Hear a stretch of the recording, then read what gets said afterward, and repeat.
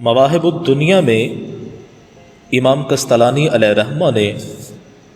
بڑا خوبصورت واقعہ ایک نقل فرمایا۔ فرماتے ہیں غزوہ احد میں جب لب مصطفیٰ صلی اللہ علیہ وسلم زخمی ہوئے، آقا علیہ السلام کے ہونٹ مبارک خون بہنے لگا،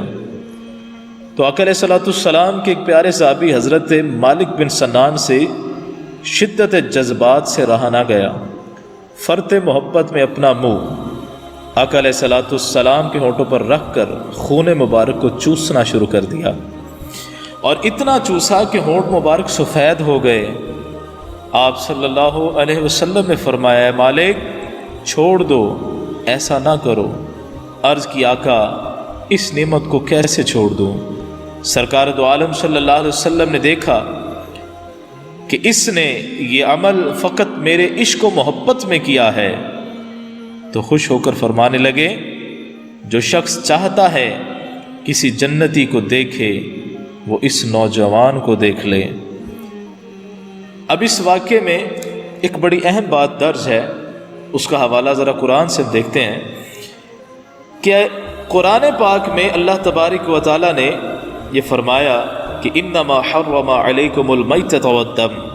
کہ اللہ رب العزت نے بے شک تم پر مردار اور خون حرام کیا ہے۔ لیکن آقا علیہ السلام کے اس پیارے صحابی نے عشق محبت میں، آقا علیہ السلام کے عشق میں آقا علیہ السلام کا خون مبارک چوسا، اور اس خون مبارک کو چوسنے کے بعد اللہ تبارک و تعالیٰ کے محبوب نے فرمایا کہ جس شخص نے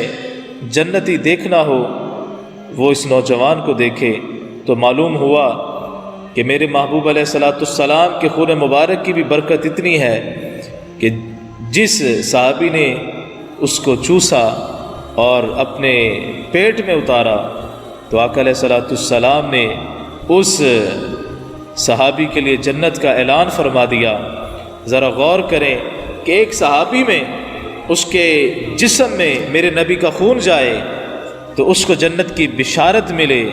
اور جس بطن اطہر میں آقا علیہ السلام خود تشریف لے آئے،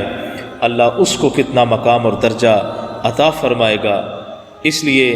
احباب ذی وقار کہ یہ ایمان کی ضرورت ہے کہ آقا علیہ السلام کے والدین کریمین کا جو مقام و مرتبہ اللہ نے عطا فرمایا، اس سے انکار جو ہے وہ ایمان میں کمی کی نشانی ہے۔ اللہ رب العزت ہم سب کو ایمان و یقین کی سلامتی عطا فرمائے۔